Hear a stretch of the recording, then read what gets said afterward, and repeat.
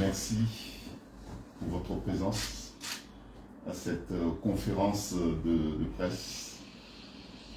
Je tiens à remercier les différentes personnalités qui ont bien voulu prendre leur temps et pour prendre part à cette rencontre de PASTEF Africa avec la presse nationale et internationale. Je remercie également les différentes organisations qui, depuis de nombreux mois, des années, sont engagées dans un combat que peu de gens ne croyaient pas du tout et qui aujourd'hui sont encore ici présents pour exprimer deux messages, principalement. D'abord, un message de gratitude et de reconnaissance à toutes les organisations panafricaines qui ont, à notre demande, accepté d'apporter leur concours dans le combat qui a été mené par le peuple sénégalais, qui a abouti aujourd'hui à une alternance qui était difficile, très délicate, très conflictuelle dans un premier temps, qui ont provoqué des morts, des blessés et des pertes des biens. Mais le résultat est là, il est salutaire et promet à beaucoup de choses, bien évidemment ici au Sénégal, mais en Afrique également. Et puis deuxième message, c'est un message d'espoir. C'est un message à tout le peuple d'Afrique. Ça sera le deuxième message. Donc, cette conférence de presse est pour nous très importante. Parce que lorsqu'on mène un combat et qu'on arrive à des très bons résultats, il faut savoir aussi remercier ceux qui, de loin, qui sont dans l'anonymat, puisque la plupart sont dans l'anonymat, on ne les voit pas, mais ils sont nombreux, des millions d'Africains qui se sont identifiés dans ce combat, qui chacun a apporté sa contribution pour atteindre cet objectif commun. Je l'ai dit volontairement, il s'agit d'un objectif commun, parce que lorsqu'on parle des libertés, lorsqu'on parle de la démocratie, ce sont des valeurs universelles qui sont partagées par tous les êtres humains. Bon, donc, il était important que je revienne ici, dans ce local, puisque ce local est était local de toutes les préoccupations, des craintes. Nous avons tenu, je ne me rappelle même pas, le nombre de conférences de presse qu'on a tenues ici, avec vous, les mêmes visages, des journalistes inquiets, curieux, de savoir quelles étaient les recherches, quelles étaient les stratégies, quel était notre espoir. On était là avec vous. Aussi, je tiens aussi à exprimer toute ma gratitude aux journalistes. Vous avez fait un travail exceptionnel. Vous avez accompagné la cause de tous les Sénégalais est partagée par tous les Africains. Je me rappelle de vos regards, je me rappelle de vos questions, je me rappelle de vos curiosités. Lorsque certains baissaient le moral et certains baissaient le bras, n'avaient plus le moral, et vous, à travers vos questions, ça se voyait aussi que vous partagez, mais à votre façon, puisque vous êtes avant tout des journalistes, mais à travers vos questions, ça se voyait aussi que vous exprimez aussi une forme d'inquiétude. Mais vous avez été présent, vous avez relayé l'engagement de tous les Africains pour le Sénégal. Vous avez été présent. Bon, donc je tiens aussi à vous exprimer ma gratitude. Vous avez fait certes votre travail de journaliste, mais ça se voyait aussi que vous vous sentiez au-delà de votre travail de journaliste, que personnellement, vous vous sentiez aussi concerné, ce qui est tout à fait normal. Donc, il m'a semblé tout à fait normal, dans la mesure où je suis ici et que je reviendrai ici, mais aujourd'hui particulièrement, il m'a semblé tout à fait normal de vous exprimer ma gratitude, mon admiration par rapport à votre disponibilité. Il m'est arrivé de vous réveiller quelquefois à 22h, 23h pour vous dire que je souhaiterais m'entretenir avec vous demain matin. Et vous êtes toujours montré disponible. Il n'y avait pas d'heure en fait. Personne n'avait d'autre disponibilité que servir cette cause. Bon donc, c'est pas, nous avons vécu une situation tout sauf banale. Donc il ne faut pas banaliser ce qui s'est passé. Et il s'agit d'un acte pour l'histoire du Sénégal, mais pour l'histoire aussi pour notre continent. Donc ce n'est pas une histoire de PASTEF seulement, mais c'est une histoire maintenant de PASTEF africain. Puisque ce qui se passe ici, ce qui s'est passé et ce qui se passe en ce moment, ici au Sénégal, de nombreux Africains, les peuples d'Afrique, continuent à jauger les premiers actes pour justement continuer à susciter cet espoir. Donc je me devais, compte tenu de ma position, celle que j'avais, à exprimer justement ce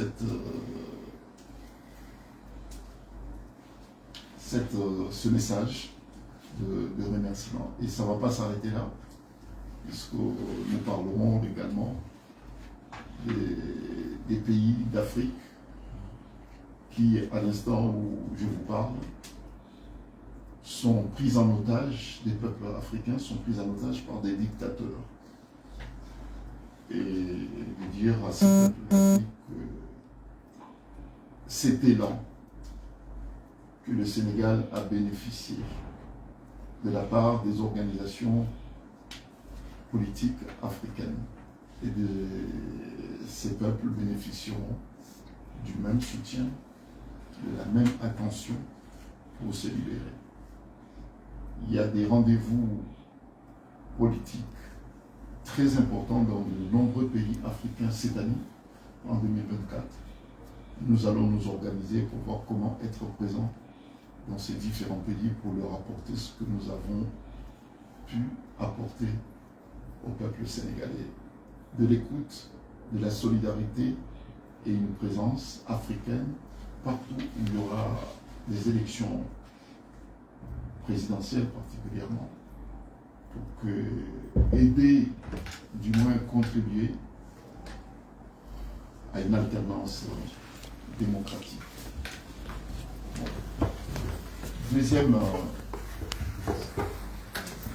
Le deuxième message, je ne peux pas oublier mes frères présidents des organisations et partis politiques panafricanistes qui, spontanément, ont accepté, lorsque PASTEF a fait l'objet d'un décret qui le bannissait sur l'espace politique au Sénégal. Certains parlaient de PASTEF, ex-PASTEF. Nous avons été ceux qui n'acceptaient jamais de parler de ex-PASTEF, puisque PASTEF existait malgré ce décret. PASTEF existait dans le cœur et PASTEF existait aussi dans les actions. Le terme de ex n'a jamais été accepté. C'est pour cette raison que nous avons demandé et obtenu l'adhésion de nombreux leaders politiques africains qui ont accepté de changer, sans la moindre réticence, de changer le nom de leur parti et créer PASTEF Africa. C'est valable au Niger, c'est valable au Mali, c'est valable au Gabon, c'est valable en Côte d'Ivoire, c'est valable à Madagascar, c'est valable à l'île Maurice, et puis en Centrafrique, et puis récemment, il y a au Cameroun. il y en a encore d'autres qui vont se manifester et nous en sommes tous convaincus. Bon, donc, que ces personnalités africaines qui ont spontanément accepté de changer le nom de leur parti, je tiens au nom de M. Ousmane Sonko, au nom aussi de PASTEF, qui sont mes clients, à leur exprimer toute ma gratitude. Ils ont fait œuvre d'une solidarité exceptionnelle et ils ont fait renaître cette fibre patriotique africaine. Et c'est exceptionnel. Je n'accepterai pas du tout que leur adhésion, leur engagement à cette cause panafricaniste soit banalisé.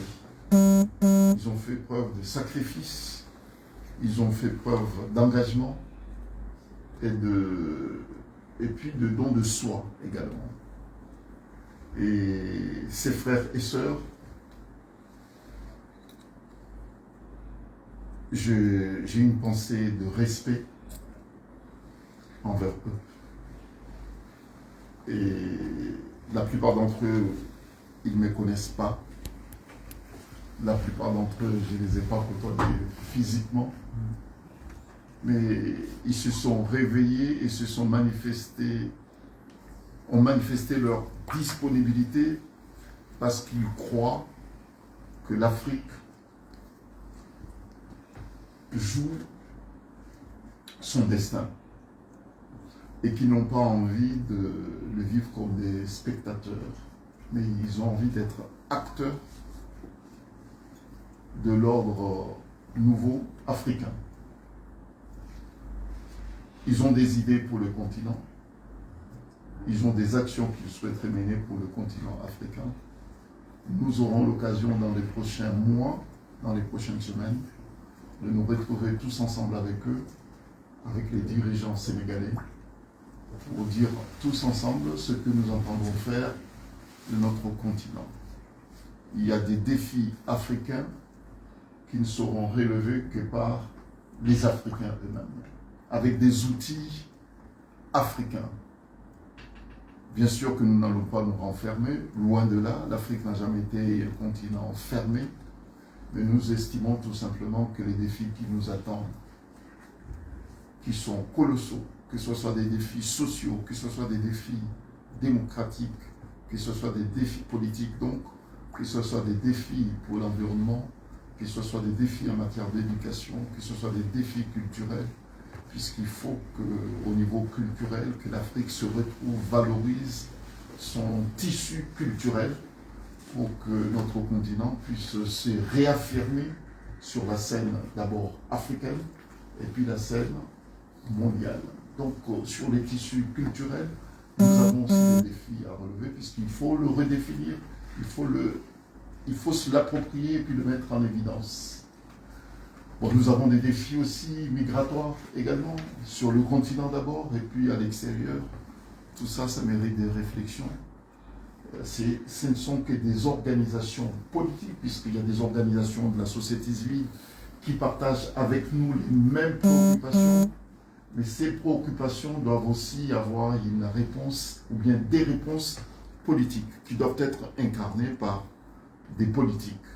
Donc il y a une complémentarité entre les organisations politiques et les organisations de la société civile africaine. Cette complémentarité, nous devons le plus vite possible, dans la mesure où nous avons une opportunité, mais ô comment exceptionnelle, ici au Sénégal, d'avoir des dirigeants politiques qui sont arrivés au pouvoir, et ça c'est important, qui sont panafricanistes, mais issus des urnes. C'est exceptionnel. Et c'est très rare pour que ça soit souligné. Donc, nous devons aussi faire preuve d'opportunisme politique. De voir que nous avons des dirigeants qui sont issus des urnes, qui ont une légitimité mais immense et colossale, Cette légitimité doit servir bien sûr au Sénégal, puisqu'il y a des urgences qui sont propres au Sénégal, mais il y a aussi des urgences africaines.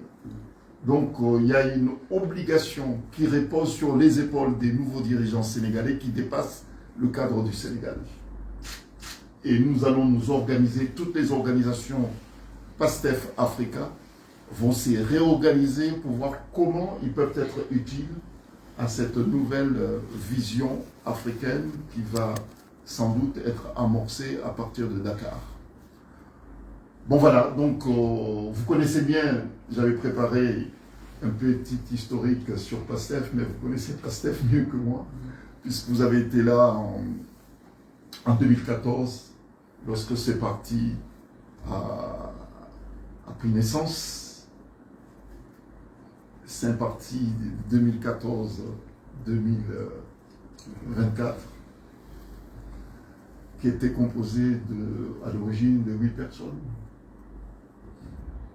8 des potes. Ils se sont tous retrouvés ensemble pour dire qu'est-ce qu'il faut. Est-ce qu'il faut continuer sur la voie qui est déjà tracée, ou bien il faut y voir de rupture pour faire émerger un Sénégal nouveau. C'était ça, au fait, la rencontre de ces 8 potes. Vous voyez où est-ce qu'ils en sont? Qui l'aurait cru en 2014? Qui l'aurait cru? Il n'y a que ceux qui ont des convictions. Il n'y a que les hommes de conviction qui peuvent bousculer ce que certains semblent évoquer comme un ordre établi et inébranlable. Il n'y a que les hommes de conviction qui arrivent à faire bouger les lignes. Bon, bien sûr qu'il y a eu des morts, bien sûr qu'il y a eu des blessés, bien sûr qu'il y a ceux nombreux qui ont perdu leurs biens, mais le résultat est là. Vous ne pouvez pas manger un omelette, sans casser les œufs. Il faut accepter de faire don de sa personne pour arriver à des objectifs louables. C'est une très très belle leçon.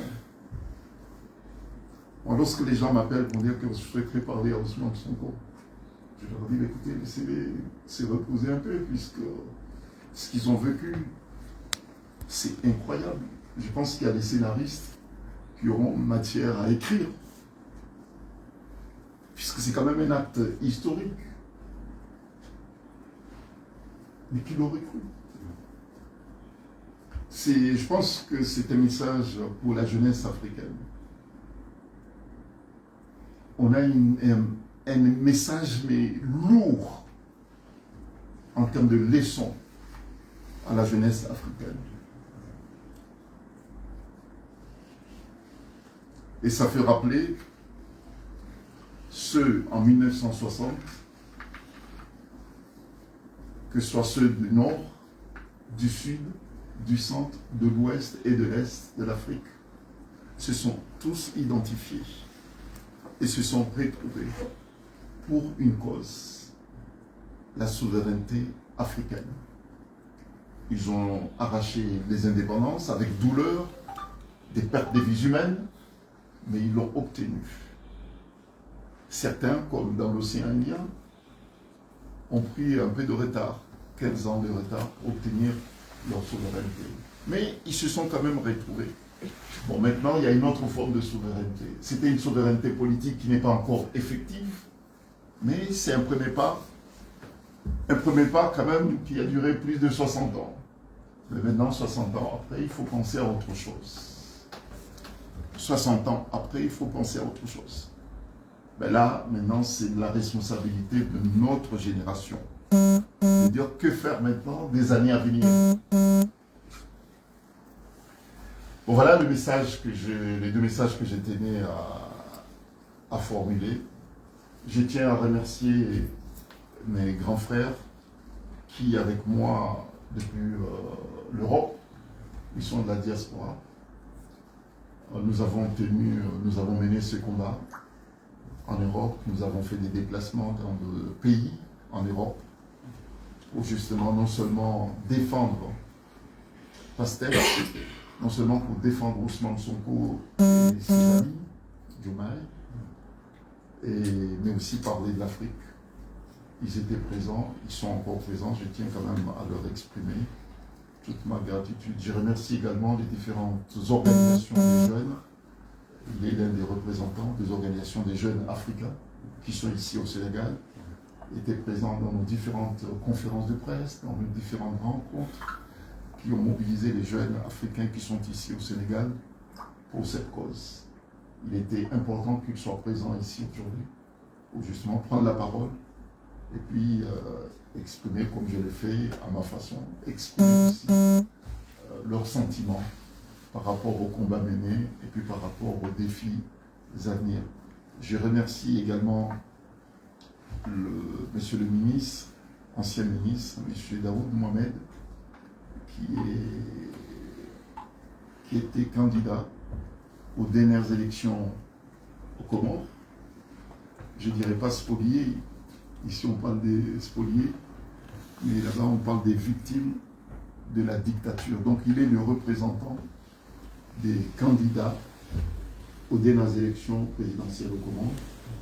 Il est venu ici au Sénégal, il a assisté à la cérémonie d'investiture, mais au-delà de cette présence à la cérémonie d'investiture, il est aussi porteur d'un message d'inquiétude, d'indignation, de condamnation. Bon, j'ai eu l'occasion de vous parler d'Azali Assoumani. Je ne sais pas s'il est encore marabout de M. Macky Sall, ou bien s'il faut parler de l'ex-marabout de Macky Sall. Mais en tout cas, Macky Sall l'avait dit lui-même personnellement à l'Union africaine à Addis Abeba, qu'Azali Assoumani, ce n'est pas seulement mon ami, mais je vais vous dire une confidence, c'est aussi mon marabout. Il a dit, je ne sais pas s'il est encore comme marabout, mais en tout cas, s'il y a quelqu'un qui a mal conseillé Macky Sall, c'est Azali. Et je me demande même s'il n'est pas responsable de tout ce qui s'est passé ici au Sénégal, puisqu'il suffit de voir ce qu'il fait au Comores. Il suffit de voir le massacre qu'il fait au Comores. Et je pense que Macky Sall a eu le très mauvais conseil de sa vie. Et le très mauvais marabout qu'il évite sa vie. En tout cas, s'il a eu un très mauvais marabout, c'est Azali. Bon, puisque, voilà. Donc, monsieur le ministre prendra sans doute la parole pour vous donner plus d'informations sur la situation préoccupante chez nous au Comores. Et puis, Boubacar Fall fera pareil, prendra la parole. Rabaté Selman prendra la parole, et puis mon jeune frère, et puis il y a aussi la jeunesse comorienne qui est présente ici aussi. Je leur demanderai aussi de prendre la parole. Et puis on attend d'autres personnes qui vont venir tout à l'heure, qui prendront la parole également. Il y a des frères et sœurs des différentes organisations panafricaines qui sont dans leurs pays respectifs, qui souhaiteraient aussi prendre la parole pour exprimer aussi leurs sentiments par rapport à ce que nous avons vécu, et puis par rapport à ce qui nous attend aussi dans les prochains mois. Et je tiens à vous remercier. Je resterai à l'issue de leurs interventions à votre disposition. Voilà, merci.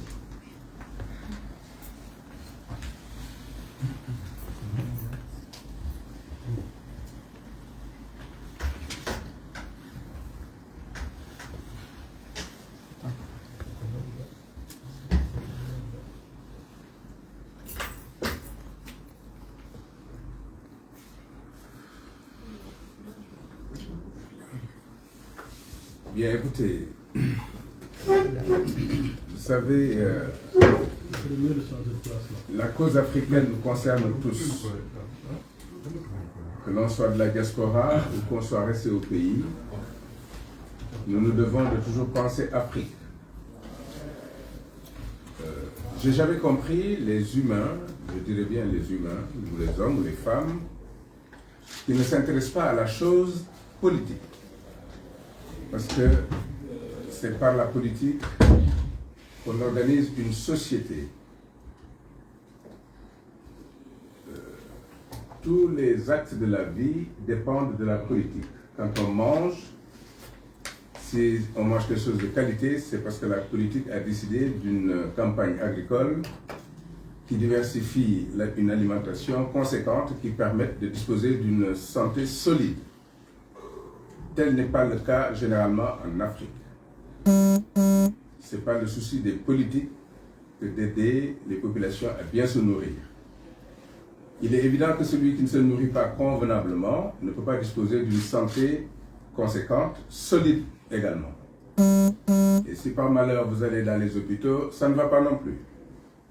Alors, et tout ceci est décidé par la politique. C'est pourquoi je n'arrive pas à comprendre toujours les gens qui se désintéressent de la chose politique. Saint-Exupéry, disait, être homme, c'est être responsable. Il est bon d'avoir un degré de spiritualité, de croire en Dieu, mais Dieu aussi, il réagit de la manière où vous lui demandez de vous amener. Si vous êtes couché, il se couche à côté de vous. Si vous êtes debout, il se met debout à côté de vous. Si vous luttez, il est à côté de vous. Alors, les gens qui pensent que ça va tomber tout seul, non. Il faut se sacrifier, il faut aller au charbon, et pour cela, il faut travailler. Ce travail dépend de la vision des politiques, encore une fois, qui ont une vision, s'ils en ont une. Parce qu'en Afrique, généralement, on voit que tout est à faire. Donc, il y a du travail pour tout le monde. Si on n'arrive pas à donner du travail à tout le monde, notamment aux jeunes, c'est parce qu'on n'a pas une vision plausible. Et c'est le cas de la plupart des leaders africains. Ils prennent le pouvoir, mais ils ne savent pas où ils vont avec. Et généralement, pour s'imposer, ils veulent s'éterniser et s'imposer au pouvoir. Et ils le font avec l'autorité, l'abus d'autorité. Il serait temps donc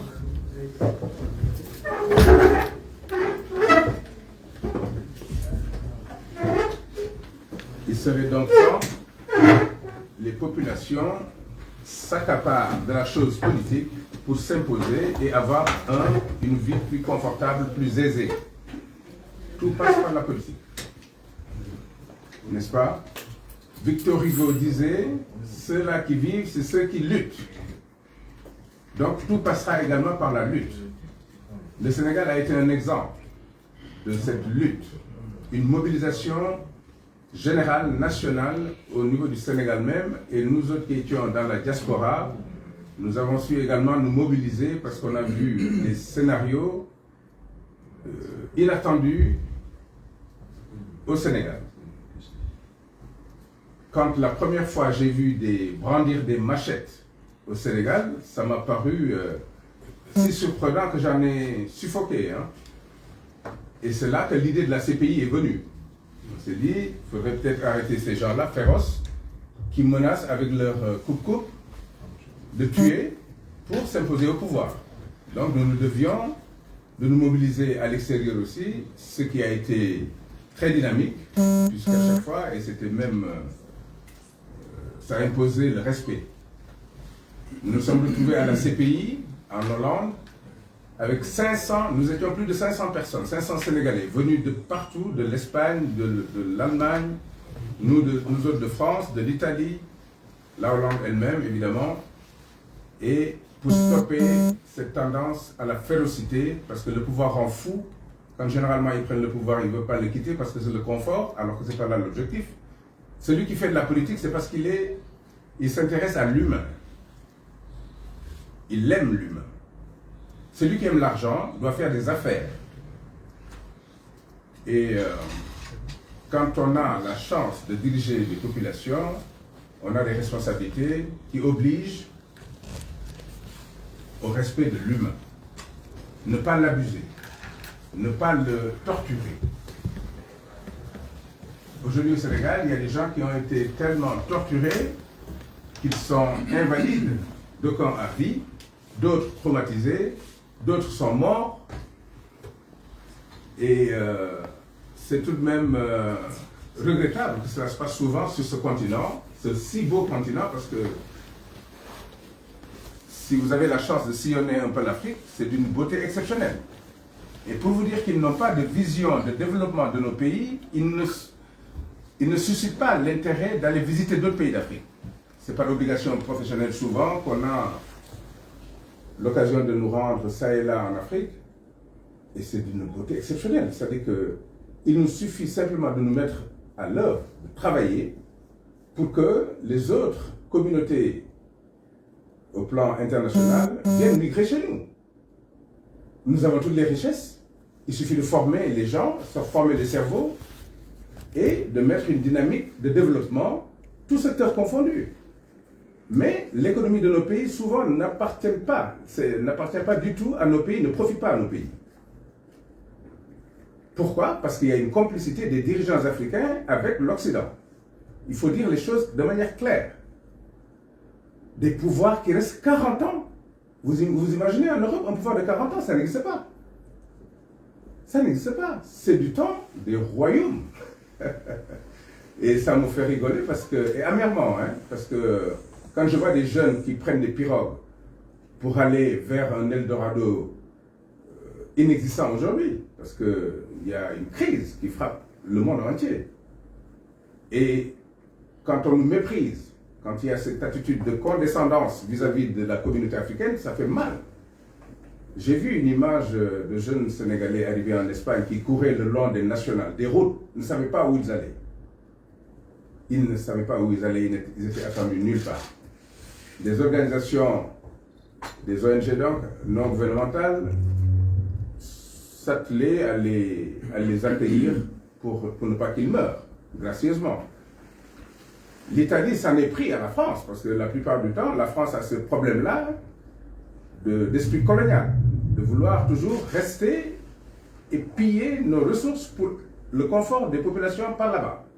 Donc, alors que les Africains ont besoin de vivre aussi. Donc, nous nous devons de nous ressaisir, et je m'adresse à nos frères africains, nous sommes panafricanistes, nous souhaitons former un bloc africain, puisque tous les autres continents, pour la plupart, se sont constitués en bloc. Nous préférons rester éparpillés, de petites populations, 17 millions ici, 4 millions des fois même en Mauritanie. Ce n'est pas un pays. Il faut faire un bloc. Développer les liens de communication, qu'il y ait des trains qui y vont, ça et là, des bateaux, des avions, tout ça dans un cadre économique soutenu grâce à une formation des cerveaux, des jeunes, pour disposer de sa propre liberté et de ne se consacrer qu'au bien-être de ces populations. C'est comme ça que fonctionne l'Europe. Les pouvoirs en place dans ces pays-là sont très contrôlés. Et il faut qu'on arrive à une chose qui est symbolique, c'est que les urnes ne doivent plus être en bois, c'est terminé. Ça doit être transparent, qu'on voit très bien qu'il n'y a rien dedans avant de démarrer quelconque vote. Il faut commencer par le commencement. Il faut que tous signent des traités qui les obligent à respecter la volonté des populations. On ne peut pas venir abuser de la confiance des gens qui vous ont élus et ne jamais vouloir quitter le pouvoir. Ça doit être terminé. Désolé, le temps monte un peu parce que tellement on a tendance à... Voilà. Non mais le cas de l'Afrique est un cas éloquent parce que Dieu nous a tout donné pour être heureux. Hein? Ne serait-ce que le soleil qui sort tous les jours ici. Nous, on vit en Europe, on peut rester 2 semaines, on ne voit pas le soleil. Et avec ce soleil, on fait beaucoup de choses. L'électricité, on peut donner la lumière à tout le monde grâce à ce soleil-là. Vous allez à Dubaï, dès 16 heures, tous les immeubles sont illuminés grâce à l'énergie solaire. Ici, Dieu nous a donné cet ensoleillement tout le temps, on n'en fait rien du tout. Vous prenez le cas des ressources halieutiques, la mer, ça ne profite pas aux populations non plus. C'est la nature qui l'a amené à l'homme. Mais ils ne sont même pas capables de mettre des pirogues, du moins pas des pirogues, des chalutiers. Parce que les pirogues qu'il y a là, je donne le cas du Sénégal, c'est nos aïeux qui les ont conçus il y a plus de 400 ans. Qui ont coupé des arbres, qui les ont rafistonnés les unes les autres pour faire quelque chose qui n'est pas conçu pour la haute mer. Donc c'est dangereux. Alors pendant ce temps, il y a des chalutiers qui bien entendu, allaient embaucher du monde. Ils seraient 15 ou 20 par chalutier pour pouvoir mener une activité de pêche qui profite à la dignité humaine, parce qu'ils auraient du travail, ils auraient des revenus, et ils pourraient donc s'assumer. Mais on est dans un tourbillon par manque de vision de ceux-là qui dirigent les pays. C'est ça la vérité et la catastrophe de de nos populations, enfin du moins de nos pays en Afrique. On demande le pouvoir, mais on ne sait pas quoi faire avec. Même faire du bon pain, ils ne savent pas faire. Nous, on le voit, hein? On voit comment le pain est fait de l'autre côté. Et ici, c'est symbolique le pain. Hein? Le pain ici, il est vide. Mais le président ne s'en occupe pas. Lui, il a peut-être les croissants le matin, des choses que... Voilà. Même si ça ne fait pas partie de notre culture. En tout cas, permettre la liberté d'expression aux populations qui désignent des gens qui soient respectueux de leur volonté. Je m'en arrête là. On aura l'occasion peut-être de revenir sur d'autres sujets, mais l'Afrique nous fait beaucoup mal et nous devons de faire un bloc. Le panafricanisme, il n'y a que cette solution-là. Nous y croyons. J'en ai terminé. Attends. Micro. Les micros.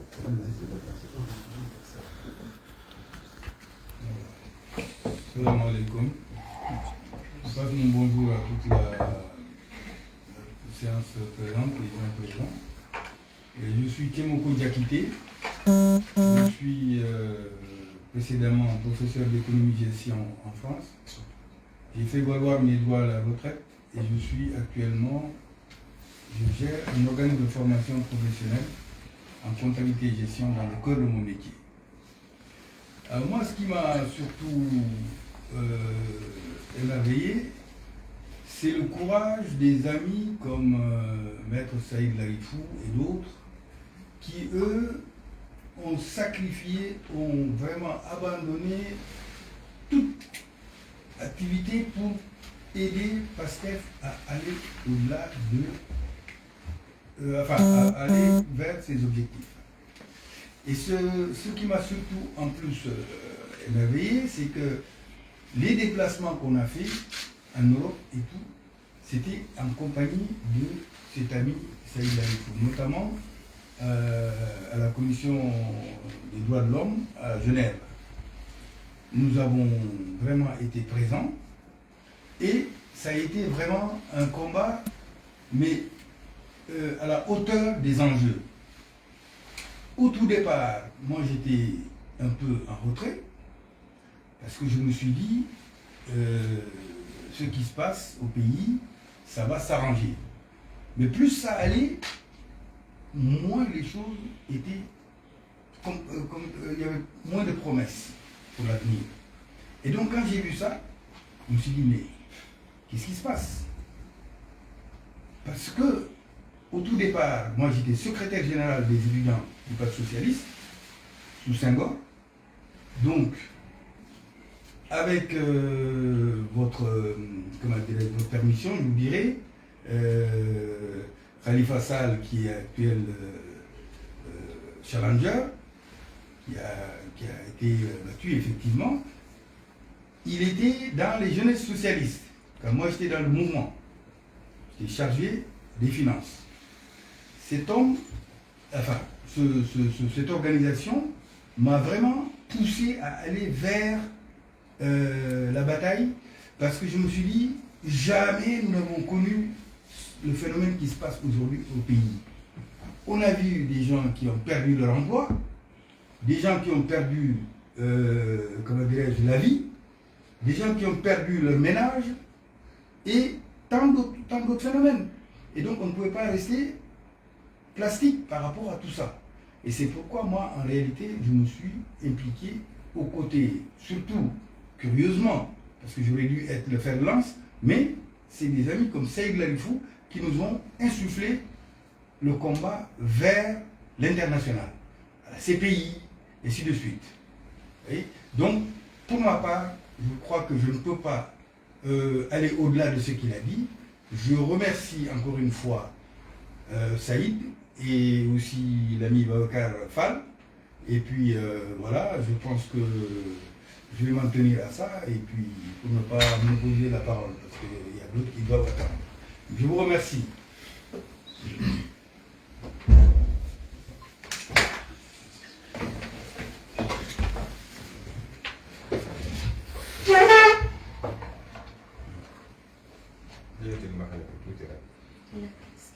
La jeunesse. Ouais. Bon, voilà, tout d'abord, je tiens à remercier pour la question ceux qui ont initié cette conférence, à savoir mon très cher ami Seyd Larifou. Ce serait bien que chacun se présente. Bon, moi je me nomme Moustapha Diallo, je suis membre de PASTEF Sénégal, patriote africain pour le travail, l'éthique et la fraternité. Donc voilà, comme je l'ai dit, je tiens à le remercier de m'avoir convié à cette conférence de presse et ce n'est pas la première fois d'ailleurs. Donc cette conférence a pour objectif de remercier en quelque sorte le peuple africain. Mais moi je tenais à lui remercier personnellement d'avoir contribué beaucoup à cette lutte qu'on a menée depuis 2021 jusqu'à nos jours.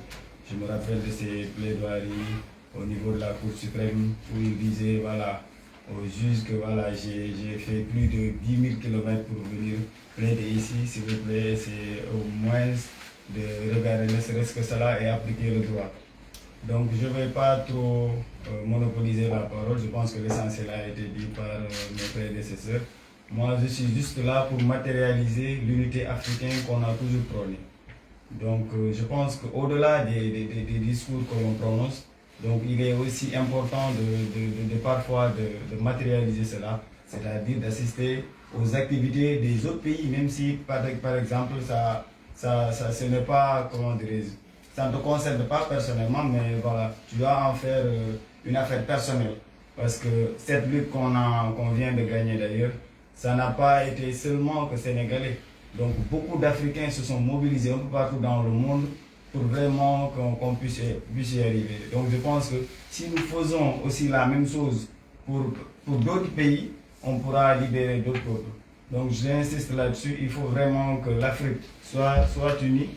Et voilà, le PASTEF, en l'occurrence, le président Ousmane Sonko l'a toujours prôné. Donc je me rappelle bien d'un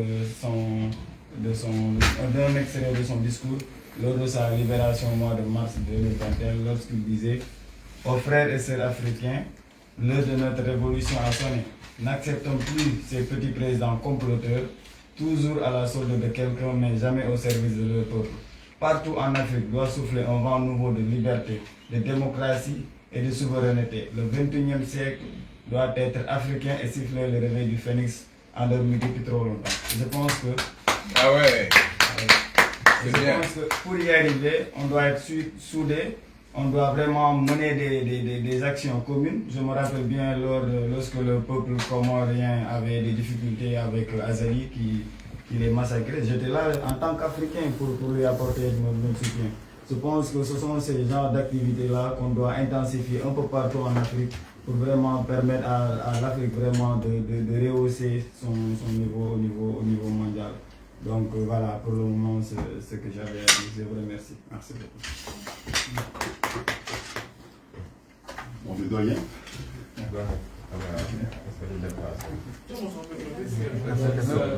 Vous n'aurez pas de mal à faire du montage après?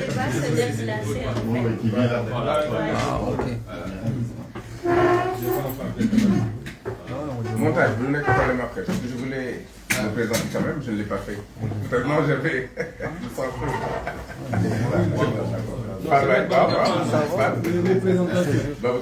C'est Maître Babacar. Non, c'est... Beaucoup de gens me confondent, je ne suis pas avocat. Parce que quand on a fait Genève ensemble, et donc il y avait Juan Branco et Maître Larifou, et moi je suis plutôt un consultant dans le secteur du tourisme et de l'hôtellerie. Et le panafricanisme, je l'ai essayé. J'ai sillonné beaucoup de pays pour aider l'Afrique à sortir de l'ornière. Mais souvent, c'est un secteur qui fait peur aux dirigeants. Parce que ça ouvre le pays au monde. Bon, maintenant, c'est Ousseynou Fall. Voilà, donc Ousseynou Fall, qui est un des membres éminents du pool d'avocats, l'ex-pool d'avocats de M. Ousmane Sonko et de PASTEF. Donc, Merci de lui rapprocher les micros aussi. je vous remercie beaucoup. Et je m'excuse du retard. C'est dû à certaines impondérables du Ramadan et une grippe méchante qui m'a terrassé après la victoire. J'ai tellement jubilé que... Voilà. Donc, nous sommes contents Enfin, je suis particulièrement content de revenir ici au lendemain de la victoire de notre client Ousmane Sonko. Il faut le dire, à un certain moment, on était à bout de souffle.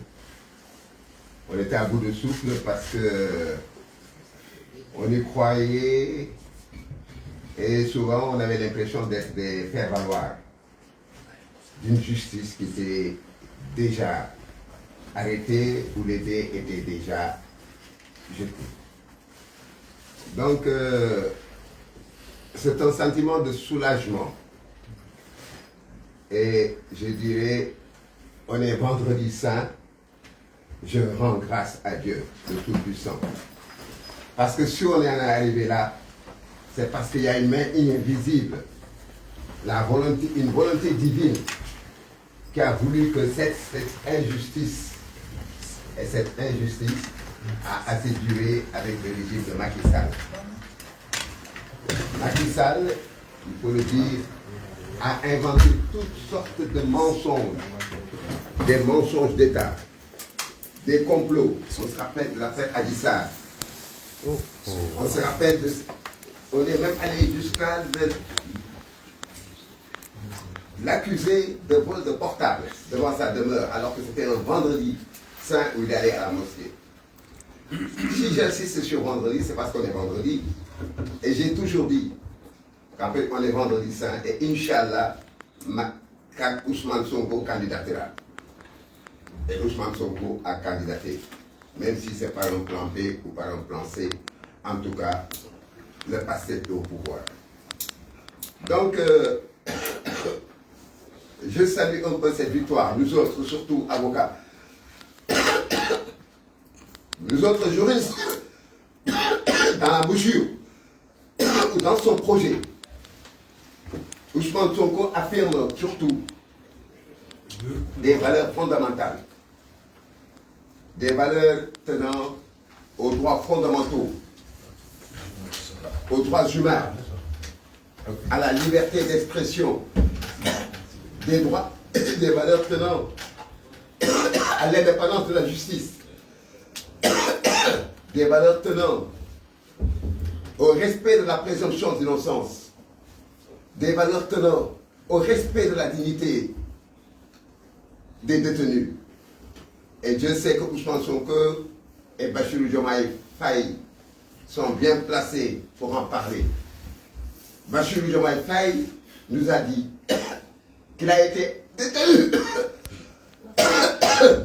plusieurs mois durant, dans une cellule avec 2 autres personnes, une cellule d'à peine 7 mètres carrés.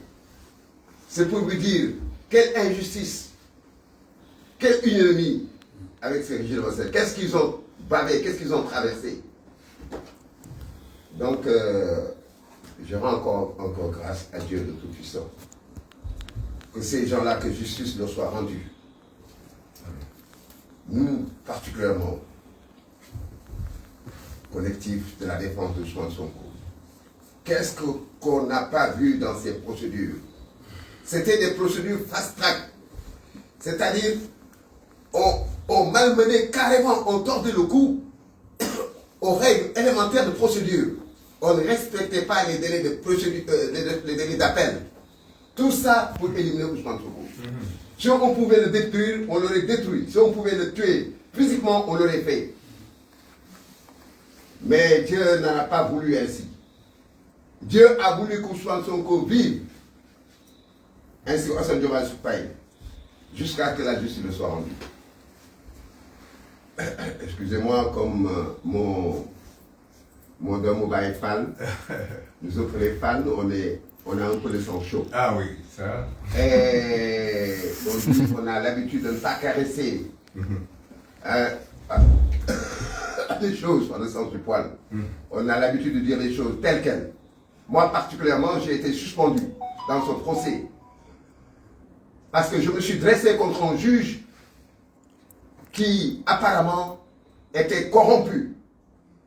Un juge qui juge l'affaire de diffamation, à qui le pouvoir avait donné toutes sortes de gratifications. de largesse pour qu'il ne dise pas le droit. Je me suis dressé contre lui. J'ai été suspendu. Et je dis alhamdulillah. Si c'était à refaire, je l'aurais fait. Parce qu'après 40 ans de barre, je n'ai plus rien à attendre de cette justice, que la justice elle-même, que la justice soit totalement rendue, toujours rendue. Je profite de cette occasion aussi pour rendre hommage à Saïd Larifou. Saïd Larifou, vous l'a dit, il a traversé Montebo pour venir 10 000 km pour venir assister bénévolement notre client commun Ousmane Sonko. Ce n'est plus un confrère, c'est un ami, c'est un frère. Parce que après plusieurs mois de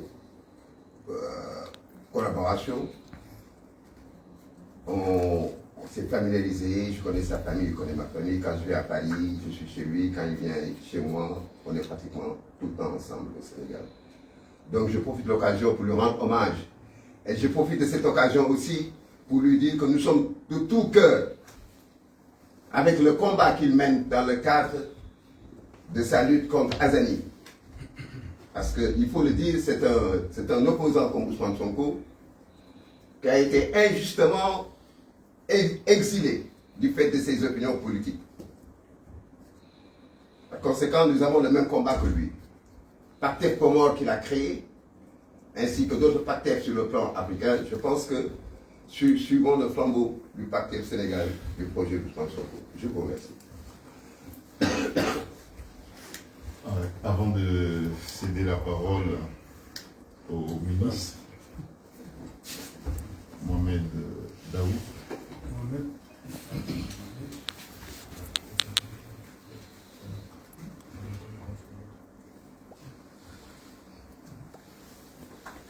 Oui, donc je tiens quand même à rendre hommage à mon confrère, ami et grand frère, le doyen, notre doyen, Ousseynou Fall. C'est vrai, la première fois je suis venu assister Monsieur le Président Ousmane Sonko dans le cadre de l'affaire en diffamation. Je suis arrivé et la veille du procès, on l'a cherché partout au Sénégal, à Dakar, pour lui signifier sa suspension. La veille du procès. Il était traqué, recherché partout, puisqu'il fallait absolument notifier cette décision de suspension pour l'empêcher de ne pas être à l'audience. Ça, je m'en souviens. Et j'ai choisi l'homme, l'avocat, avec un grand A, qui, malgré cette suspension, c'est l'image que je retiens de lui, qui est venu dans la salle d'audience sans la robe, mais l'avocat était là. Qui est venu dans la salle d'audience, on lui a clairement dit que vous n'avez pas droit à la parole, mais vous pouvez tout faire à un avocat sauf l'empêcher de ne pas prendre la parole. Sans la robe, mais il a pris dans la salle d'audience. Ça, pour moi, je tenais quand même à faire remonter cet élément extrêmement important.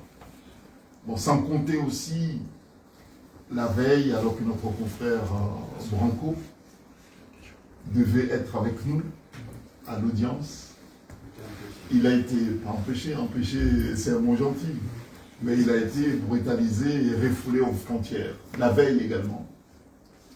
Ça, ce sont des éléments de l'histoire qui méritent d'être soulignés pour rendre hommage à ces courageux avocats qui ont fait don de soi pour la cause. Bon voilà, je tenais à le dire. Merci beaucoup. Voilà. Bon, je cède maintenant la parole aux représentants de l'opposition comorienne. Et je suis aussi leur avocat. Par ailleurs, je suis aussi leur avocat. Voilà. Salam alaikum, bonjour tout le monde. Maître Larifou et les autres ont parlé du Sénégal, de la situation, et Boubacar On a dit qu'on devait parler Afrique aussi. Et ils m'ont ouvert la voie pour parler de comment. Et merci, mesdames et messieurs les journalistes, d'être venus à cette conférence de presse. D'autres parmi vous de Simon, au lendemain de la fête nationale du Sénégal, mais également de l'investiture de son Excellence, M. Bassirou, dans ses fonctions de président de la République sénégalaise. Qu'il s'agissait d'un événement historique, une leçon de démocratie pour l'Afrique, et je me devais aujourd'hui de féliciter le peuple sénégalais et saluer aussi le courage et la détermination de la jeunesse sénégalaise, qui a donné une leçon de démocratie à tous les jeunes africains. Parce que sans cette élection et sans cette jeunesse, on ne serait pas là aujourd'hui. Je me rappelle d'Abraham Lincoln, qui a aboli l'esclavage aux États-Unis. Il disait qu'un bulletin de vote est très puissant qu'une balle sortie dans un fusil. Et les jeunes sénégalaises l'ont montré avec le. Je voudrais aussi saisir cette opportunité, m'acquitter des devoirs, remercier nos frères sénégalais de l'honneur qu'ils ont fait de nous avoir invités à participer à cet important événement. Je remercie également les organisateurs de cette conférence, notamment avec le FOU, notre conseil, qui m'a permis de prendre la parole aujourd'hui au nom du collectif des 5 candidats de l'opposition comorienne qui ont participé aux dernières élections présidentielles. Je voudrais me présenter, moi c'est M. Eduardo Delahmed, maître l'a dit tout à l'heure, je voudrais aussi le rappeler. J'ai été candidat en 2016 avec maître sur 27 candidats, si je me rappelle bien. Il est arrivé 5e, moi je suis arrivé, non, 4e, c'est ça. Moi je suis arrivé 7e. Mais au moins c'était des élections et tout le monde avait reconnu. Cette fois-ci, avec la situation, il s'est trouvé obligé de s'exiler à l'étranger. Mais la leçon que je retiens de cet exil, c'est mieux qu'il soit exilé. Parce qu'aujourd'hui, cet exil a permis de faire un travail très important pour notre pays, pour l'Afrique en général. En 2024, il n'a pas pu se présenter. Mais nous qui sommes restés au pays, nous avons quand même continué le combat et participer pour préserver la démocratie au Comore, malheureusement. C'est pourquoi aujourd'hui nous avons souhaité nous rencontrer devant le monde entier et les Comoriens de l'intérieur comme de la diaspora qui nous écoutent et qui nous regardent pour communiquer et informer l'opinion nationale et internationale sur la crise post-électorale qui prévoit nous de Comores suite à la publication des résultats fabriqués par la commission électorale soi-disant indépendante. Maître l'a expliqué tout à l'heure de manière brève les élections, comment ça s'est déroulé. Mais je voudrais porter la reconnaissance le 14 janvier 2024. Et ce jour-là, je préfère vous exposer les faits pour que vous compreniez un petit peu la situation. Ce jour-là, les électeurs sont présentés aux yeux dans les bureaux de vote à l'heure qui a été fixée au territoire national. Malgré ça, mais à 14 heures, les représentants des candidats ont été expulsés sans fondement juridique dans les bureaux de vote. Et les militaires se sont permis de ramasser les yeux. C'était une organisation bien planifiée et que personne ne pouvait empêcher. Moi-même, j'étais témoin de cette situation en juin parce que j'étais là-bas. Et aucun dépouillement n'a été fait dans les bureaux de vote, ni la présence des représentants des candidats lors de ces dépouillements. Ce qui nous a beaucoup marqué, c'est que le même jour, dans la journée, la CENI a annoncé un taux de participation de 100%.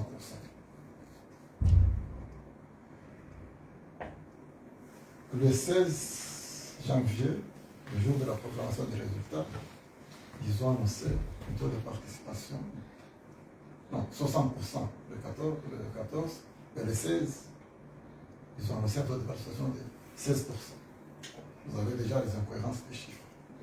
Pire encore, la Cour suprême, on ne sait pas par quelle magie, le 24 janvier, quand ils ont publié pour valider ces résultats fabriqués, ils ont annoncé un taux de participation de 56%, sans pour autant expliquer le nombre de voix qui ont été rajoutées pour permettre de tirer le taux de participation à 56%. Donc, malgré toutes ces régularités, nous avons, sous le conseil de Maître Larifou, déposé des requêtes auprès de la Cour suprême qui n'ont pas été prises en compte, parce qu'il n'y a pas eu de débat contradictoire, malgré toutes les preuves que nous avons disposées, des vidéos, des images, des témoignages, mais la Cour a décidé des résultats. Je tiens ici à saluer la jeunesse comorienne parce qu'ils ont dénoncé ces résultats. Vous savez tous, il y a eu des blessés, plusieurs blessés, il y a eu des morts. Alors je vous parle, il y a eu des jeunes qui sont détenus arbitrairement dans les casernes de la gendarmerie depuis plus de 2 mois sans pourtant se présenter devant un juge. Violation des procédures, comme le doyen vient de le dire. Parce que ce qui se passe ici, puisque c'était une équipe, Macky Sall et Azali, a toutes les répercussions au commande. Donc c'est un mode opératoire. Donc face à cela, nous avons opté pour une stratégie de 3 volets. D'abord juridique, utiliser tous les voies légaux dont nous disposons pour faire annuler ces résultats et demander l'organisation de nouvelles élections. Nous avons entamé aussi des démarches diplomatiques, rencontré des pays, saisi des chefs d'État, et je tiens à saluer certains pays qui ont témoigné leur soutien à notre combat, notamment les États-Unis d'Amérique, le Royaume-Uni, l'Union européenne, qui ont demandé des explications par rapport aux résultats qui ont été publiés, qui n'ont pas reconnu ni félicité le président Azali. Tout ça, on fait qu'aujourd'hui, à partir du 26 mai 2024, Azali a souffert d'une légitimité, d'une rencontre de légitimité et de légalité. Donc nous travaillons pour organiser des états généraux, pour proposer des solutions de sortie de crise qui permettraient à notre pays de respirer, et nous comptons suivre la voie qui a été tracée par le pasteur ici. C'est la raison pour laquelle tout à l'heure je disais que c'est une leçon de démocratie et qu'enfin nos différents pays puissent se développer sur la base de la démocratie et de la liberté. Voilà à peu près ce que j'avais à dire par rapport à la situation en Comores, mais je pense que cette histoire du panafricanisme, il faut un travail pédagogique. Faire découvrir les Africains entre eux-mêmes, se découvrir. Aujourd'hui, j'ai entendu beaucoup de choses par rapport à ce qui se passe au Sénégal, bien qu'auparavant, je l'ai toujours su, mais j'ai pu avoir des éléments davantage par rapport à la situation. Et même que j'ai pu partager la situation qui prévaut au Congo. Voilà ce que j'avais à dire, parce qu'aujourd'hui, vous savez, on est vendredi, et qu'en tant que musulmans, nous devons aussi nous rendre à la grande prière. Sinon, il y a beaucoup à dire par rapport à cette situation. Et je suis disposé à répondre à vos questions, si jamais. Voilà, je vous remercie.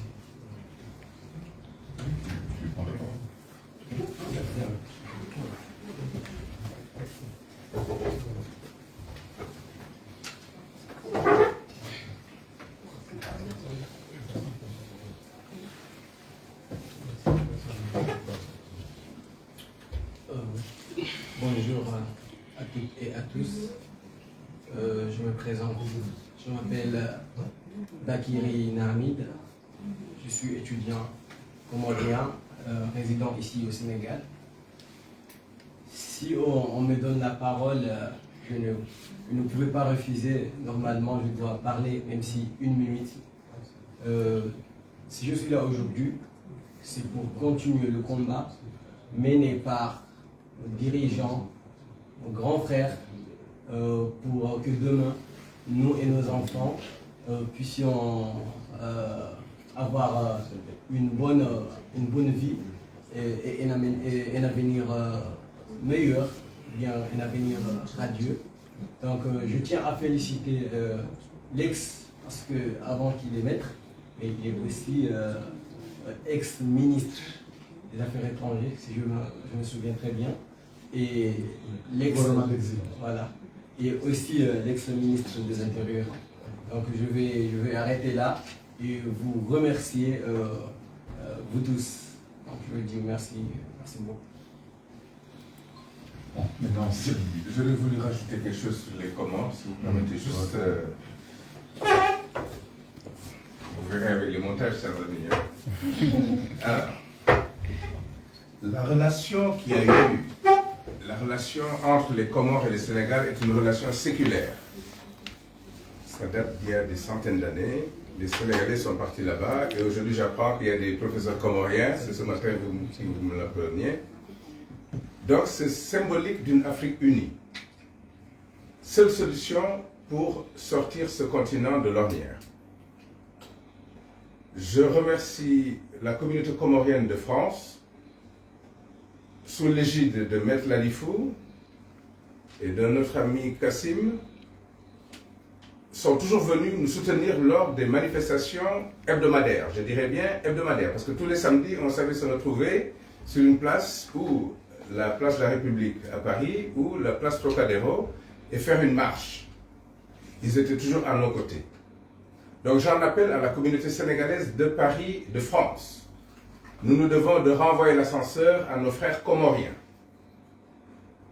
Nous allons nous constituer pour à chaque fois organiser la même chose qu'on a fait pour le Sénégal, organiser des marches, pour que Azali ne se sente pas non plus en paix. Parce que ces dictateurs-là, il faut les perturber, il ne faut pas qu'ils aient le sommeil tranquille. Celui qui perturbe toute une communauté dans sa vie, qui devrait être une vie de décence, mérite également d'être secoué. Donc nous le déclarons à M. Azali, nous viendrons nous occuper de votre cas aussi. Nous allons nous mobiliser partout en Europe et ailleurs, aux États-Unis aussi, pour faire savoir ce que vous faites chez vous. Nous allons déloger tous les dictateurs africains pour que nos populations soient respectées. Ils ont une dignité. Que les instances internationales comprennent très bien que les Africains ont besoin de recouvrer leur dignité. Et c'est dans une légitimité totale. Voilà ce que je voulais dire à la communauté sénégalaise, de soutenir les frères comoriens pour que l'on puisse libérer ce pays qui est frère également. Merci. Je vis en Europe depuis belle lurette, une cinquantaine d'années je dirais, mais on n'a jamais oublié l'Afrique. Pendant 20 ans, pour ce qui me concerne, j'ai sillonné l'Afrique au titre de consultant dans les secteurs du tourisme, de l'hôtellerie. J'ai fait une dizaine de pays. Souvent, je me rendais même dans des pays où on entendait crépiter les balles la nuit, et alors que j'étais au restaurant. C'est vous dire que c'est risqué, tout ceci est risqué, mais nous devons de le faire. C'est nous qui le ferons par nous-mêmes. Personne ne viendra nous libérer si ce n'est les Africains par eux-mêmes. Symboliquement, j'ai eu une demande du Congo RDC, et là je le soumets à Maître, qui me disait, mais dites à M. Sonko de venir nous libérer. Donc ça, c'était une demande, une requête à Paris, samedi dernier, des Congolais. Je dis non, il n'appartient pas à Ousmane Sonko de venir vous libérer. Prenez-en l'initiative et on vous soutiendra. Il est certain que dans ces pays-là, la dictature est bien plus féroce. Macky Sall à côté pourrait même être un gentil bonhomme. Mais ce qu'on a fait à Macky Sall, là, qui est parti, nous allons faire la même chose à tous ces dictateurs qui sont dans la folie du pouvoir, parce qu'à un moment, ils ne voient pas Dieu, ils ne voient pas le prophète, ils pensent qu'ils sont Dieu et prophète. Il va falloir les aider à sortir de là. C'est une folie, c'est un traumatisme. Ce pas des gens normaux. Ils sont dans autre chose. Donc il faut les aider à sortir de leur folie pour que les gens puissent regagner leur dignité et leur sérénité. Voilà ce que je vais dire. Merci. Je voulais juste rajouter, compléter M. Bakar par rapport aux relations moro-sénégalaises. On n'est pas des pays amis, on est des pays frères. Vous savez que le premier président comorien, il avait comme conseil juridique sénégalais. Donc c'est tout à fait naturel si aujourd'hui M. Larifou fait partie des conseils de M. Sonko. Il nous a renvoyé les anciens alors. C'est naturel.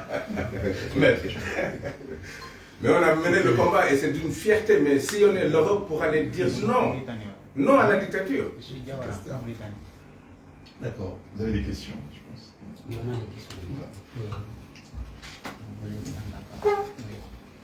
Il va prendre la parole.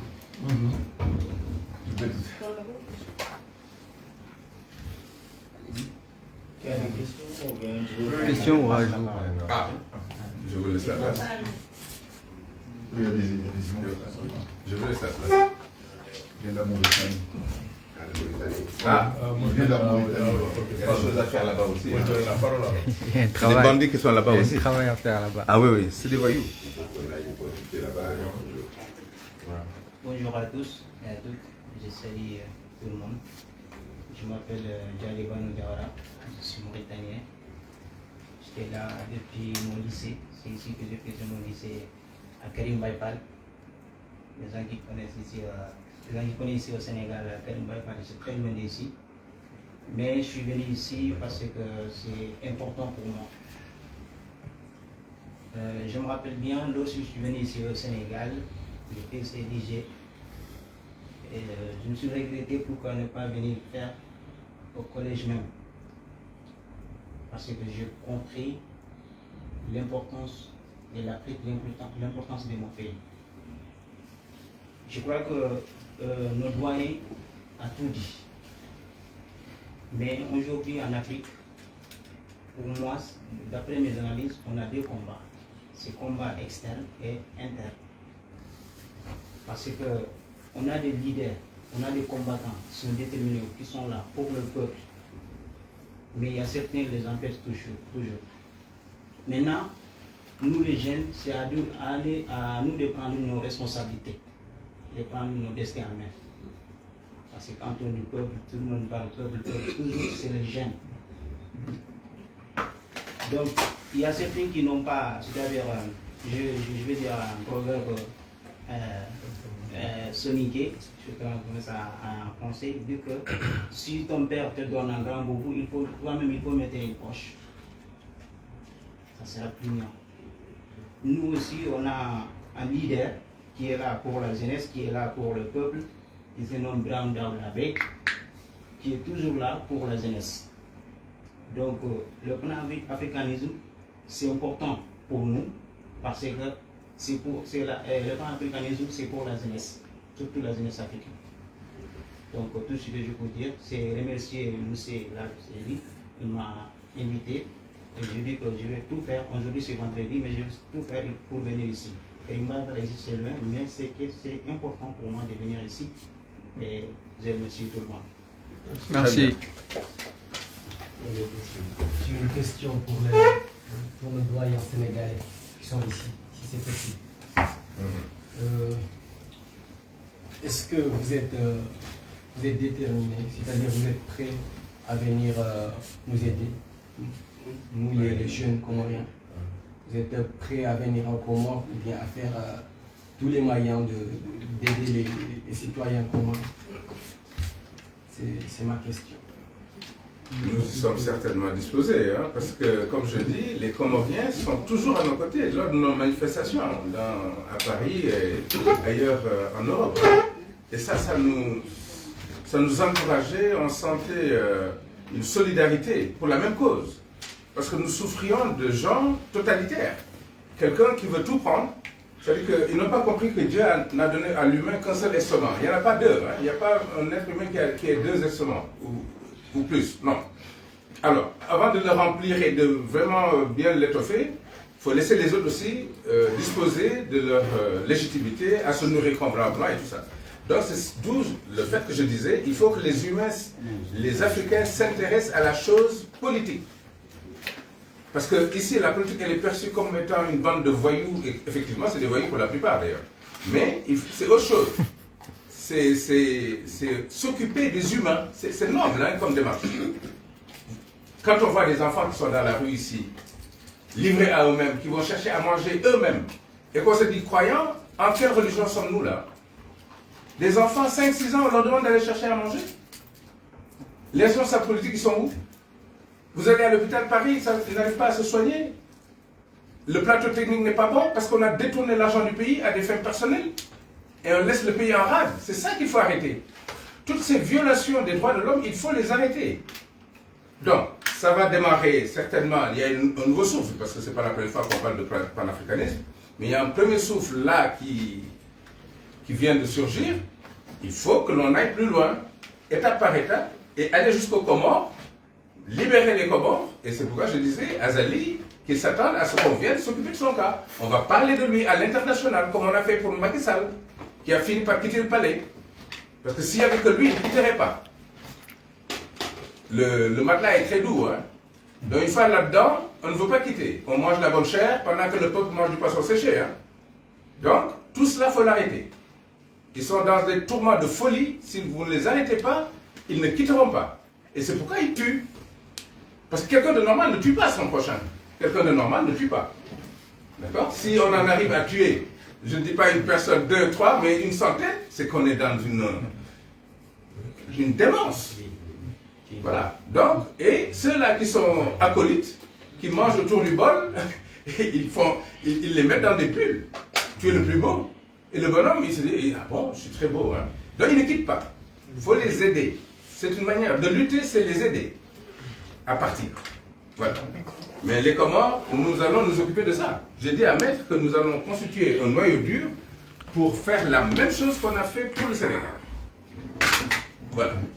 Alors, pour ma part, je crois que ce qu'il va falloir organiser, c'est que les aides sont multiformes. Moi, pour ma part en tout cas, je vous garantis quelque chose, c'est que s'il y a des contributions financières, des trucs comme ça, vous pouvez me saisir, on va me donner ma contribution. Parce que sur le plan disponibilité, je ne suis pas, je dis encore une fois, très disponible. Je suis, lui il le sait, je suis très rarement dans les manifestations même du PASTEF, alors que je suis dans le bon cap du PASTEF en France. Donc je suis membre du PASTEF et je suis membre des cadres du PASTEF. Mais très rarement dans les manifestations. Par contre, les contributions, là, je dirais, je suis... il est actif. Non, là, je suis très actif. Mais là, ce que vous faites déjà, c'est une forme de contribution. Voilà. Là, votre présence ici, c'est déjà une forme de contribution. N'hésitez pas. Et je me demande même si ce n'est pas la contribution la plus précieuse. Voilà. N'hésitez pas, la présence, oui. N'hésitez pas à saisir les différentes organisations pour les contributions financières, parce que c'est très important aussi. Quelquefois, quand les gens vont sur place, ils ont des blessés. Je me rappelle quand il y avait des blessés sur Ziguinchor et tout ça, on a fait une contribution immense. Parce qu'à l'époque, les camarades du PASTEF à Dakar nous ont fait comprendre qu'il n'y avait rien dans les caisses et qu'il fallait quand même faire quelque chose. Donc on a vraiment contribué à la hauteur de nos moyens en tout cas. Donc n'hésitez pas pour ça, d'accord? Monsieur le journaliste, vous avez une question? Oui, j'ai deux questions concernant aussi son contrôle et le président Bazoum. Après sa prestation de serment, il entre en fonction. Maintenant, vous, en tant que PASTEF Africa, avez-vous un message à lancer au nouveau chef de l'État? La deuxième question, ça concerne la cause panafricaine. Qu'attendez-vous du nouveau chef de l'État? Au nouveau chef de l'État, d'abord, mes voeux de réussite dans ses actions, et puis mes voeux de réussite également au Sénégal. Voilà. Bon, maintenant, il l'a dit, hein, que chaque bulletin de vote qui ont amené qui l'ont emmené jusqu'à obtenir 54,28%. Chaque bulletin de vote, et pour lui, est une dette morale. Voilà. Il l'a dit, je le répète, c'est une dette morale. C'est un bulletin d'espoir. Tous les bulletins qui se sont additionnés jusqu'à arriver à 54,28% au premier tour, c'est un bulletin d'espoir. Et je le connais. Je connais Ousmane Sonko. Ils ont déjà fait don de leur personne, non pas pour jouir le pouvoir pour le pouvoir, mais pour être au service de la nation et du peuple sénégalais. Bon, maintenant, l'Afrique, nous n'avons pas émis un bulletin, mais nous avons soutenu. Je me rappelle lorsqu'il y a un ami sénégalais qui faisait mon affiche avec Diomaye et puis Ousmane Sonko, il a dit je vote. Ousmane Sonko, Diomaye, j'ai dit non, je ne vote pas, je soutiens. Vous voyez, j'ai dit non, rectifiez, mettez je soutiens, mais je ne vote pas. Non, donc il y a ceux qui ont voté, il y a ceux qui ont soutenu. Et le soutien des Africains, c'est un soutien aussi moral. Et puis parce que nous voyons en leur démarche un espoir. Si aujourd'hui mon petit frère parle des Comores et dit est-ce que vous êtes disposé à nous aider, c'est parce qu'il y a un espoir. Pas seulement des Comores, mais l'espoir de tous les peuples d'Afrique. Et cet espoir est venu ici. Et par ici, voilà. Et il faut dire les choses. L'Afrique est très fière du Sénégal. Voilà. Ça, c'est le message panafricain, c'est que l'Afrique est très fière du Sénégal. Je me rappelle, après l'élection, la victoire, et demain, moi, je suis retourné à Paris. Je suis arrivé dans une salle d'audience lorsque mes confrères, et même la présidente du tribunal, la cour d'appel de Paris m'ont vu. Et tout de suite, ils ont partagé cette victoire avec moi. Ils sont venus me saluer pour... Vous voyez, bon, donc, cette victoire a été saluée par tout le monde, au-delà même de l'Afrique. Et c'est une très belle leçon que l'Afrique a donnée aussi à certains qui pensent qu'ils sont les seuls capables de parler de la démocratie, voire même de la pratiquer. Bon, donc, oui, nous partageons cette fierté. Et je vais même très loin. Je ne vais pas lui dire de quoi il s'agit. Mais nous avons un prix spécial pour le peuple sénégalais. Et ce prix-là sera connu dans les prochains mois, prochaines années. Puisque le peuple sénégalais mérite une distinction et nos organisations réfléchissent et vont très prochainement, Inch'Allah, faire savoir au monde entier le prix décerné, non pas un pouvoir, puisqu'il faut faire la différence, mais il y aura un prix décerné au peuple sénégalais. Bon, ça, le monde entier le saura dans les prochaines semaines, les prochains mois. Mais nous y travaillons. Puisque je pense qu'il faut que nous arrivons en Afrique à distinguer les meilleurs, nos champions. Il faut valoriser nos champions. Comme ça, ça va pousser les autres aussi à faire autant. Et les cancres, il faut les sanctionner pour qu'ils deviennent meilleurs aussi. Puisqu'il y a des cancres, et puis il y a les meilleurs. Bon, donc les champions, nos champions, c'est le peuple, notre champion, c'est le peuple sénégalais, donc il sera distingué. Et puis les cancres, bon, ils auront leur distinction. Donc, bon, voilà, donc c'est ce que je voulais dire. Donc, je pense que cette victoire est la victoire du peuple sénégalais. Et cela mérite d'être soutenu, mérite d'être dit partout. Pour que ça inspire d'autres peuples aussi à se libérer. Voilà. Et nous ne voulons pas que ce qui s'est passé ici soit banalisé. C'est tout sauf un acte banal. Moi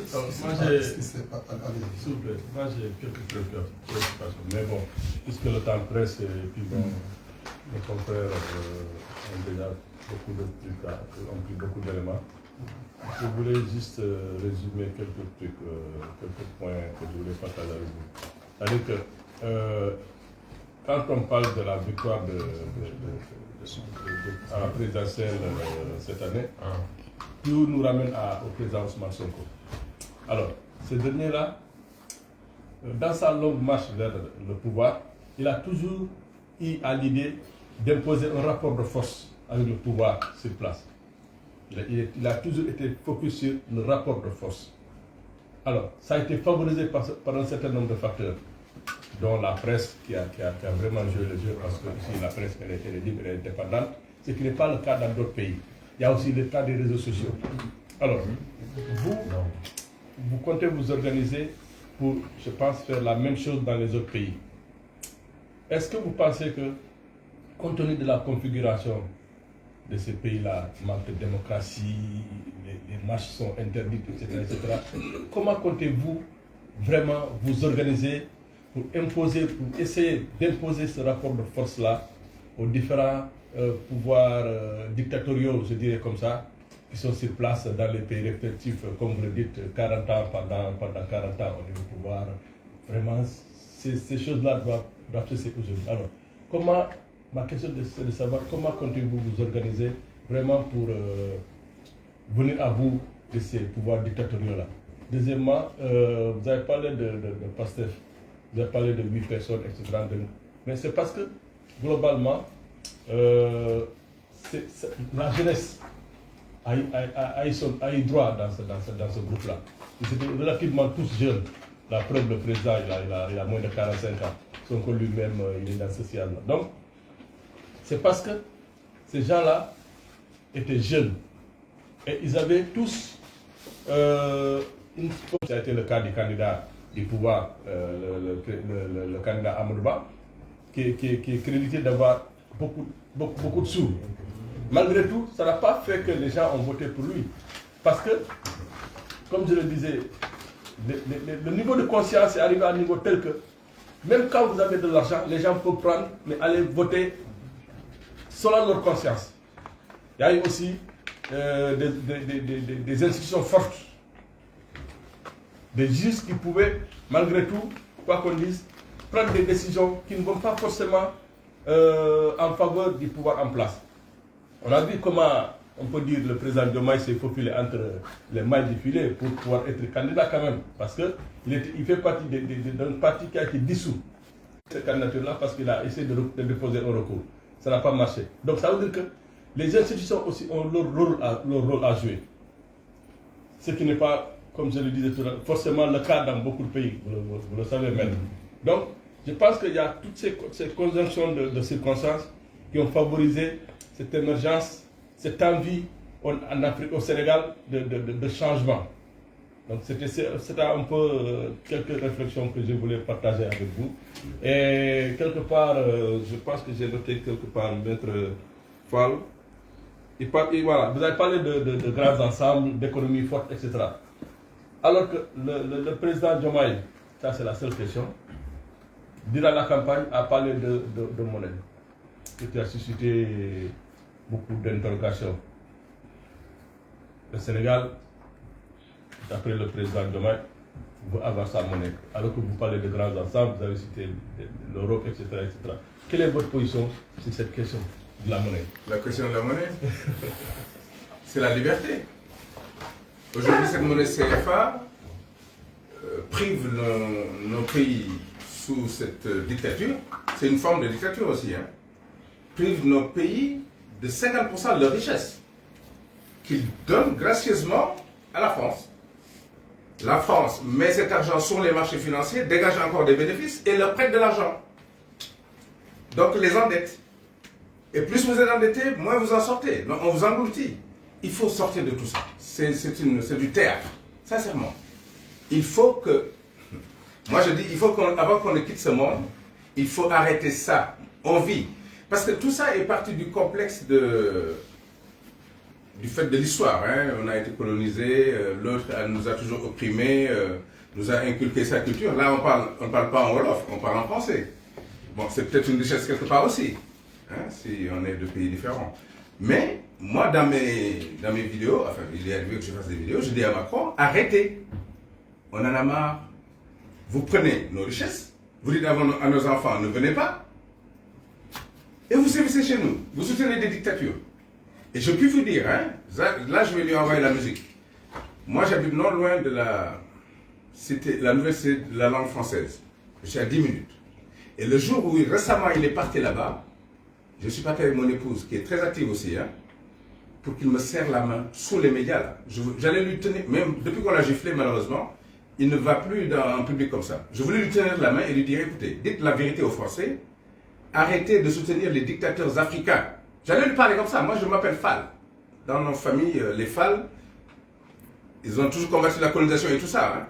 Donc j'allais lui dire, arrêtez de leurrer les Français, dites-leur ce que vous faites en Afrique. Et là, s'il m'écoute, qu'il arrête de soutenir les dictateurs africains et il n'y aura plus d'immigration. Il n'y aura plus d'immigration. On a assez de richesses si on les développe avec honnêteté, avec probité, mais nous sommes des pays prospères par essence. On a tout, du diamant, de l'or, tout, sous nos pieds il y a tout. Il y a l'heure de la prière. On pourrait rester. Par rapport à votre problème de la monnaie, c'est pas le problème de la monnaie en soi, ce sont les mécanismes qui sont mis en place. Ils appauvrissent l'Afrique. Donc il faut revoir ces mécanismes et après le reste. Bon, quant aux spécificités de chaque pays, effectivement, il y a des Afriques, et non pas une seule Afrique, avec des spécificités pour chaque société. Mais il n'en demeure pas moins qu'il y a des fondamentaux, des valeurs universelles qui sont partagées par toutes les sociétés, et notamment en Afrique. Il y a des points de convergence, il y a des points communs, puisqu'aujourd'hui, par rapport à ce qui s'est passé au Sénégal, et tous les peuples d'Afrique se sont tous sentis sénégalais. Se sont tous sentis sénégalais, tous les peuples d'Afrique. Donc, s'ils se sont sentis sénégalais, c'est parce qu'il y a des valeurs qui ont été mises en évidence et défendues par le Sénégal. C'est cette valeur de liberté. Et toutes les libertés, la démocratie, c'est dans les constitutions de tous les pays d'Afrique. Donc, on ne viendra pas aujourd'hui de dire qu'en Mauritanie, c'est impossible, parce que Mauritanie, c'est une autre société à part, on ne peut pas parler de liberté. Non. Bon. Et puis après, ça a été dit tout à l'heure, il y a des approches, il y a des stratégies à mettre en place, et puis il y a aussi une éducation aussi civique à mettre en place. C'est, à mon avis, ça va être l'un des travaux que nous allons mener, puisque nous n'allons pas tout de suite dire que écoutez, il y a un tel schéma, on va l'imposer. Non, il y a toute une approche, il y a tout un travail qui a été fait. Hein? Je vais rajouter un peu pour conforter ce que vient de dire mon éminent confrère et ami Saïd Larépou, que pour chaque situation, il y a une approche différente. Tout à l'heure, vous avez posé la question à savoir, vous avez dit en fait qu'au Sénégal, Ousmane Sonko a voulu privilégier un rapport de force. Donc, si c'était un rapport de force, ça ne serait pas passé comme ça. Avant tout, Ousmane Sonko prônait la résistance, mais jamais la force. La force brutale, on ne pose pas la force. Ousmane Sonko a toujours privilégié la vérité sur le mensonge. Non, je ne parle pas de force physique. Non, laissez-moi vous répondre. Par conséquent, pour répondre aux appréhensions de nos confrères de la Mauritanie et des Comores, nous autres avocats, nous appartenons à la République la plus libre au monde. Par conséquent, l'autre jour, j'en parlais à mon confrère Larépou et à monsieur le ministre, que nous autres, moi personnellement, je suis disposé, comme lui, il est venu ici au Sénégal, bravant les FDS de Macky Sall, hein, risquant même d'être emprisonné comme Branco pour plaider. Par conséquent, je me dis, il ne faudrait pas quand même qu'on fasse le devoir d'ingratitude. Il faudrait, comme l'a dit M. Fall, hein, qu'on puisse aussi rendre la monnaie de la pièce. Par conséquent, nous autres avocats, moi personnellement, je suis prêt. Je l'ai dit l'autre jour devant le ministre et M. Larépou, que je suis prêt à aller plaider là-bas pour la cause des opposants. Et ce que nous, on peut faire, vous autres, vous ne pouvez pas le faire, parce que nous sommes quand même protégés. Un avocat, on ne peut pas l'emprisonner, on ne peut pas l'arrêter comme ça, comme un vulgaire malfrat. Vous comprenez? Donc, il y a plusieurs approches, comme l'a dit Saïd Larépou. Il y a aussi le fait que la vérité, elle est immuable. Seule la vérité finit par triompher. Ousmane Sonko s'il a triomphé, c'est parce que dans la main de Dieu est la vérité. Il y a un philosophe allemand qui disait que la vérité a un drôle de destin. Elle est souvent ridiculisée. Elle est ensuite combattue par tous les moyens. Mais elle finit par s'imposer parce que c'est un don de Dieu. Et Inch'Allah, dans ces pays, la vérité ne pourra pas triompher du mensonge. Il faut comprendre aussi que dans cette histoire, je l'ai dit tantôt, ce qui se passe ici a des répercussions ailleurs, naturellement. Donc, c'est aussi un problème d'état d'esprit. Ce qui s'est passé au Sénégal avait réveillé pas mal de jeunes dans différents pays et qu'aujourd'hui, nous estimons que c'est une leçon qui a été donnée à toute la jeunesse africaine. Et avec cette... Mais aussi, c'est par rapport, c'est pas une question de rapport de force, c'est par rapport à une vision, au projet qui a été porté par M. Sonko, a fait que tout le monde a adhéré. Aussi par rapport à ce qui se passe en face, la gestion de nos pays fait qu'aujourd'hui, les gens commencent à prendre conscience, à faire la part des choses par rapport à un projet qui les a présenté et la situation dont ils vivent. Donc, ils sont obligés de réagir. Voilà. Et il y a une chose que je vais juste ajouter par rapport à vous avez dit, le rapport de force. Le rapport de force n'a pas été mené par Ousmane Sonko. Ousmane Sonko, c'est quand Macky Sall lui a dit qu'il était un lion endormi. Donc, dès l'instant que tu dis ça, tu sors de la logique discursive. Tu t'installes dans le combat. Et c'est là où Pastef s'est dit, mais attendez, il va où? Il est lion.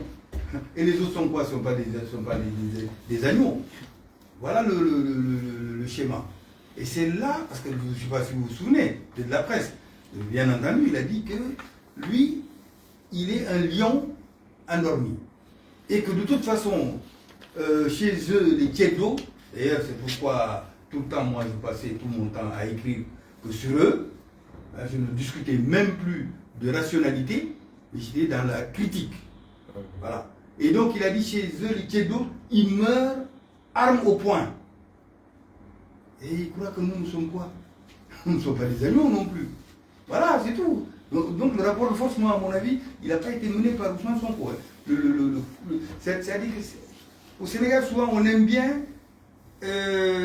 reprocher à la réplique plutôt qu'à l'attaque. Et l'attaque, on l'oublie. Vous répliquez, on dit, ah, mon moton. Tu vois?